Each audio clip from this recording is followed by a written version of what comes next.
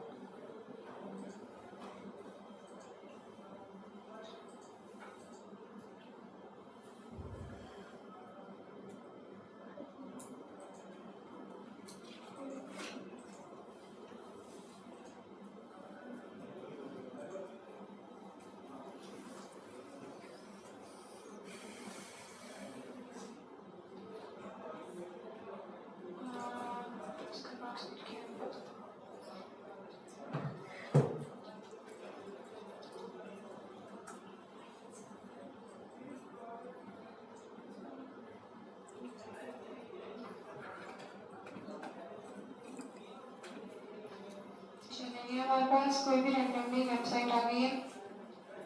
इसका ही मैं link copy करती हूँ। ये ऊपर जो लिंक आया है मैंने इसका लिंक कॉपी किया, ठीक है, और इसको हम न्यू टैब में पेस्ट करते हैं।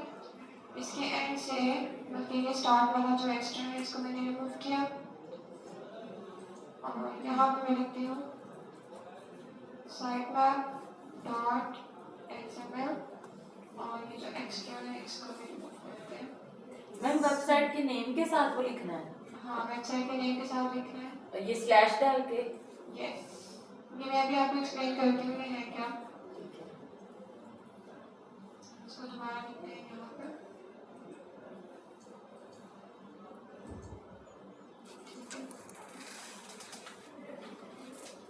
ये देखिए एक्सएमएल साइट मैप ओपन हो गया है। ये किसी और की वेबसाइट का है वैसे। अब साइट मैप है क्या, इसका साइट मैप है, बट जो वेबसाइट मैंने ढूंढ के रखी हुई है उसका साइट मैप नहीं है, ठीक है। साइट मैप होता क्या है, आपकी वेबसाइट का एक मैप होता है और उस मैप के थ्रू आप गूगल को बताते हो कि आपकी वेबसाइट के ये वाली इंपॉर्टेंट पेजेस हैं और इनको आपने क्रॉल करना है। ये आप उस मैप के थ्रू बताते हो, ठीक है। अगर आपको याद हो तो मैंने आपको कहा था कि जो आप आर्टिकल लिखते हो वो गूगल उसको NLP के थ्रू डिस्कवर करता है, राइट, और फिर उसको क्रॉल करता है। क्रॉल वो आपके आर्टिकल्स को नहीं करेगा, आपने जो लिंक दिए होंगे अपने साइट मैप के अंदर वो उन लिंक्स के थ्रू आपके आर्टिकल्स को क्रॉल करेगा, राइट, क्योंकि आपने जो अपना आर्टिकल लिखा हुआ है वो डायरेक्ट आपने गूगल के ऊपर लिखा है, राइट। लेकिन गूगल जो है जब उसको क्रॉल करेगा तो वो आपके साइट मैप पे जाएगा जहाँ पे आपने उसको परमिशन दी हुई है। अगर आपकी वेबसाइट के ऊपर डायरेक्ट वो आके उसको चेक करता है तो ये पॉसिबल नहीं है। गूगल का एल्गोरिथम इस तरह से आप कह रहे हैं कि साइट हुआ है कि उसने साइट मैप के थ्रू आपके आर्टिकल्स को जाके क्रॉल करना है। क्रॉल मतलब डिस्कवर करना है, उनको पढ़ना है या उनको समझना है या यू कैन से उनको देखना है। तो साइट मैप क्या है, बेसिकली ये एक फाइल है, आप खुद नहीं बनाते, ये ऑटोमेटिकली बन जाती है आपकी वर्डप्रेस की वेबसाइट पे। साइट मैप आप खुद नहीं बनाते। A sitemap is a file that acts like a map of your website to Google या for Google। Google के लिए एक मैप का काम करता है जो आपका साइट मैप है। It lists all important pages, आपकी वेबसाइट के जितने important pages हैं वो साइट मैप के ऊपर आए होते हैं, ठीक है, so that search engines can find and index them faster। index them मतलब क्रॉल करेगा उसको तो ही वो उसको इंडेक्स भी करेगा। फॉर एग्जाम्पल आप इस तरह से, ये जो भी लिंक मैंने लिखा था वो इस तरह से लिखा था। आप लिखते कैसे हो कि ये मेरी वेबसाइट है ना, इसका आपने नेम कॉपी कर लेना है, इतना इतना, ठीक है, नेम कॉपी किया, साइट मैप चेक करना। हम देख रहे हैं कि साइट मैप चेक होता कैसे है। एंड फिर स्लैश लगाएं और यहाँ लिखे साइट मैप डॉट XML, ठीक है, एंड एंटर प्रेस कर दें और ये देखें this XML file does not appear to have any style information associated with it। document tree is shown below। अब ये जिसकी भी वेबसाइट हमने ली है उसने क्या किया कि अपनी पूरी की पूरी वेबसाइट का जो लिंक है वो उठा के अपने साइट मैप के अंदर ऐड कर दिया, ठीक है। इट मींस उसकी पूरी की पूरी वेबसाइट को उसने as an important page list किया हुआ है अपने साइट मैप के अंदर। अब आपको उसका साइट मैप मिल गया, ठीक है। आप यहाँ क्या करोगे, यहाँ लिखोगे साइट मैप फाउंड, बट या तो डॉट्स डाल रहे हैं या कुछ स्पेस डाल रहे हैं और उसके आगे लिखें, जो ऊपर लाइन हाँ लिखी ये है जो ऊपर लाइन है, ये जो भी एरर है बेसिकली वो आप यहाँ लिखें। एंड हम इसका जो फॉन्ट है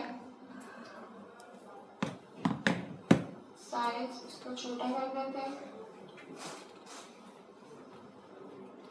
ठीक है। अब साइट मैप हमें मिल गया है, ये साइट मैप था इस वेबसाइट का। इस साइट मैप के थ्रू आप गूगल को बताते हो कि आपकी वेबसाइट के इंपॉर्टेंट पेजेस कौन से हैं, लेकिन इसमें एक यू कैन से कि आप कह सकते हो हाइड्रेंस है कि लिमिटेशन है यहाँ तक भी, ठीक है। यहाँ पे आप गूगल को ये तो बता रहे हो कि ये मेरे इंपॉर्टेंट पेजेस हैं, ठीक है, लेकिन आप उसे ये नहीं बता रहे कि इसमें से आपने किस पेज पे जाना गूगल को अलाउ है और किस पेज पे जाना गूगल को अलाउ नहीं है। पूरी ये वेबसाइट limitation है। क्या हुआ? इन्होंने तो पूरी वेबसाइट का लिंक हाँ, ही पूरी डाल दिया वेबसाइट कि दी आप है। पूरी वेबसाइट को चेक कर सकते हैं और उसी हाँ। को क्रॉल करना है पूरी वेबसाइट यस, और उस वेबसाइट में आपके कांटेक्ट वाला पेज भी आ जाता है, जो हर कि चीज़ जरूरी है। नहीं है, उसको रैंक करवाने की जरूरत नहीं होती। जैसे अब इसका पेज यहाँ पर कौन सा है, कम्युनिटी वाला एक पेज है, ठीक है। मोस्टली लोगों ने यहाँ पे कम्युनिटी की जगह पे कॉन्टेक्ट अस या अबाउट अस वाला पेज रखा होता है अलग से, राइट। अगर आप फुल वेबसाइट करते हो तो वो भी इसके अंदर ऐड हो जाता है। और फिर एक और चीज, अगर आप टेक्निकल एसईओ कर रहे हैं और आपको लगता है कि मेरी वेबसाइट का जो एक स्पेसिफिक पेज है ये अच्छा परफॉर्म नहीं कर रहा, या फॉर एग्जाम्पल आपकी वेबसाइट का, जैसे ये वेबसाइट है हमने यहाँ पे ओपन की थी, इसका जो ये सेकंड वाला पेज है आपको लगे कि ये इंडेक्स नहीं हुआ हुआ, ठीक है, तो जो पेज आपका इंडेक्स नहीं हुआ हुआ वो आपकी साइट मैप के अंदर नहीं आना चाहिए, राइट। सो ये लिमिटेशन है। अगर आप साइट मैप लगा देते हो और उसके अंदर अपनी पूरी की पूरी वेबसाइट रख देते हो, हर पेज उसके अंदर आ रहा है, ठीक है, बाय डिफॉल्ट हर पेज उसके अंदर आ रहा होता है, लेकिन अब लिमिटेशन क्या है कि आपने अगर किसी एक पेज को उसमें से हटाना है तो आप कैसे हटाओगे, उसके लिए हमारे पास आती है robot.txt फाइल, ठीक है। robot.txt फाइल क्या करती है, वो बताती है गूगल को कि इस साइट मैप के अंदर से ये वाले पेजेस आप अलाउ हैं, आप इस पे जा सकते हो, और ये वाले पेजेस पे आपको जाना अलाउ नहीं है। ये है robot.txt फाइल। अब मैं इसी लिंक को दोबारा